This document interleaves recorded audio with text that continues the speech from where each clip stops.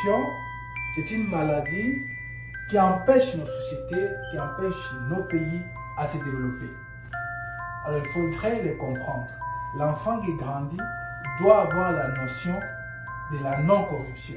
Il ne doit pas être ni corrupteur ni corrompu. Lorsque vous voyez votre enfant, il faut d'abord assurer le bien-être social de cet enfant. Ça veut dire que vous êtes à mesure de le nourrir, de le vêtir, de l'envoyer à l'école. Une fois que vous êtes à mesure de faire ces trois choses, vous pouvez mettre au monde. Et tant que vous n'avez pas ces choses, ne mettez pas au monde. Large. Qu'est-ce que la corruption? Qu'est-ce que la corruption peut amener sur le développement d'un pays, d'une nation, d'une communauté? Alors, la corruption comprend deux parties. Une partie, le corrupteur, celui qui corrompt, et le corrompu, celui qui accepte la corruption. Alors, dans nos entendements, on a tendance à dire que la corruption fait toujours référence à l'argent. Non. La corruption au sens large ne fait pas toujours référence à l'argent. Je peux vous offrir un cadeau d'une veste, d'un téléphone. Si vous êtes enseignant par exemple, et que le jour de l'examen, je ne travaille pas comme il faut sur mon examen, vous pensez à ce que je vous ai offert comme cadeau, vous m'accordez le point. C'est une corruption morale. C'est aussi une corruption. Je suis venu en retard. Au lieu de faire la quai, je ne fais pas la quai parce que je connais le boss ou le patron de l'entreprise dans laquelle je me retrouve. Il fait appel à sa garde de sécurité qui me fait entrer avant les autres. Parce que je les connais, parce qu'il m'a facilité. C'est ça qu'on appelle le népotisme ou encore le népotisme, c'est une forme de la corruption. C'est-à-dire, la corruption, c'est le fait de faire quelque chose pas dans les normes, pas selon les mérites. C'est ça en fait la corruption. La corruption, en un mot, c'est hors norme. Hors norme. Ce qui là va impliquer sur le développement d'un pays. Lorsque un dirigeant va avoir l'argent pour le bien de la communauté, supposons $100, lui-même va prendre peut-être 60 ou 70 $ pour ses besoins personnels. Seul 30 $ va être utilisé pour le bien de la communauté. Et ces 30 $, lorsque ça va arriver à son adjoint et ses collaborateurs, vont se partager d'abord les 10 ou les 15, et seulement 10 vont être utilisés pour le bien de la communauté. Alors on se pose la question à la fin, pourquoi on ne se développe pas? Parce qu'il y a quelqu'un qui a la notion de la corruption. Et comment éviter cette notion de la corruption? C'est pourquoi on a commencé avec l'enfant. La notion de la corruption doit être enseignée aux enfants dès le bas âge. Que la corruption, c'est une maladie qui empêche nos sociétés, qui empêche nos pays à se développer. Alors il faudrait les comprendre.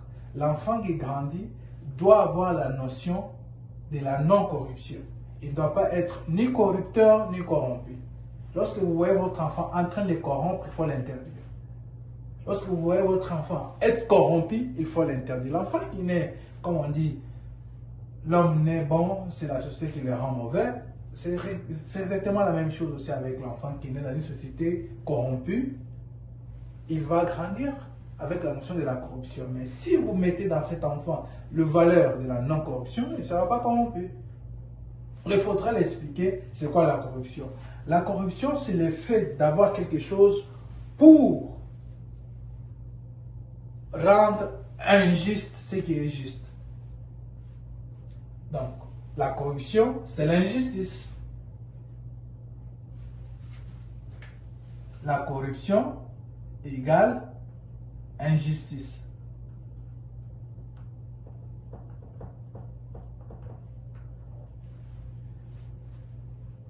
Vous avez des enfants à la maison, vous leur avez dit que lorsque vous aurez fini vos études secondaires, je vais vous envoyer en France ou en Europe étudier. Vous n'avez pas mis des critères. Il s'est fait que lorsqu'ils finissent leur secondaire, un de votre enfant trouve un travail. Je ne sais pas si on me comprend. La corruption, c'est le fait de faire quelque chose parce qu'on a été faciliter ou exposer à un avantage quelconque. On vous donne un avantage, vous fermez les yeux sur ce qui est juste. C'est ce que vous avez promis. Alors, comment l'enfant doit grandir avec ces deux notions? Pour que l'enfant résiste à la corruption, c'est ça aussi un autre problème, il faut qu'il soit dans les bonnes conditions, dans les conditions meilleures.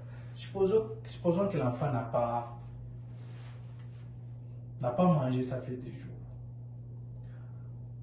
Eh bien, on lui propose par un de ses amis d'aller voler quelque part pour manger. Et lui n'a pas mangé depuis hier ou avant-hier. Qu'est-ce que cet enfant aura comme idée? Ben, il va accepter d'aller voler pour manger parce qu'il n'a pas mangé depuis avant-hier. Mais qu'est-ce qui a poussé cet enfant à aller voler, même si vous avez mis des valeurs? C'est le manque. Donc, avant de rassurer la notion de la corruption, du corrupteur et du corrompu à l'enfant, l'enfant doit grandir dans un endroit stable.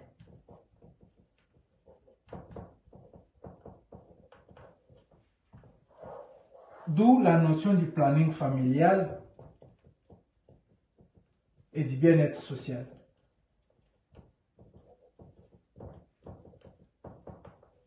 C'est quoi le planning social? Le planning social, c'est vous donner naissance qu'en fonction de vos moyens. Si vous n'êtes pas à mesure, vous n'avez pas un travail qui peut vous permettre de nourrir, de vêtir, d'éduquer vos enfants comme il faut, vous ne le mettez pas au monde. Bon, ça fait mal, mais ce sont des vérités que nous devons nous dire, nous, Africains.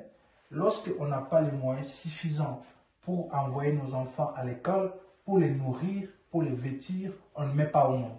Lorsqu'on n'a pas un travail, lorsqu'on n'a pas de compétences pour avoir un travail, ou les conditions sont encore difficiles pour avoir un travail, on ne met pas au monde.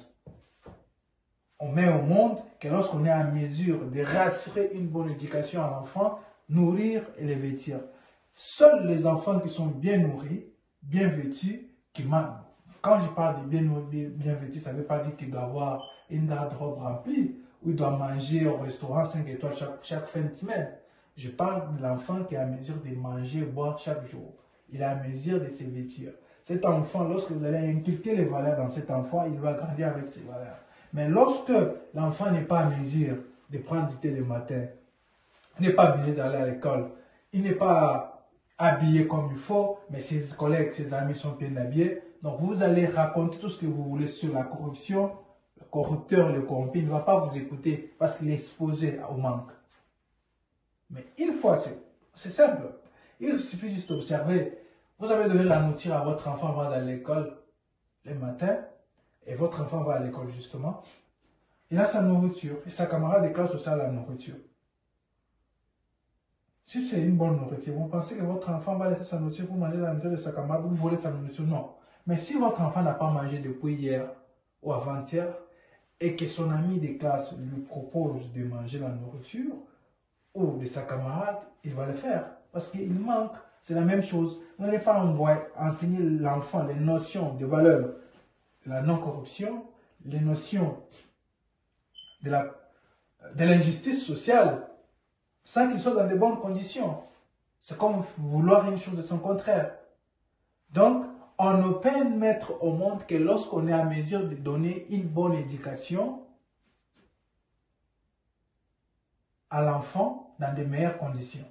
Quand je parle de meilleures conditions, je ne veux pas une maison 5 étoiles, une maison où 5 chambres, où l'enfant a sa chambre. Non, l'enfant doit avoir le minimum. Le minimum pour l'enfant, pour l'être humain, ça revient avec la théorie des pyramides de Maslow. Ça veut dire les bases. Il doit être nourri, vêtu et il doit dormir comme il faut. Et par la suite, il peut être envoyé à l'école. En ce moment, lorsque l'enfant a ses valeurs, ses minimums de besoins, vous serez à mesure d'inculquer les valeurs de la non-corruption à cet enfant. Il va grandir avec ces notions-là.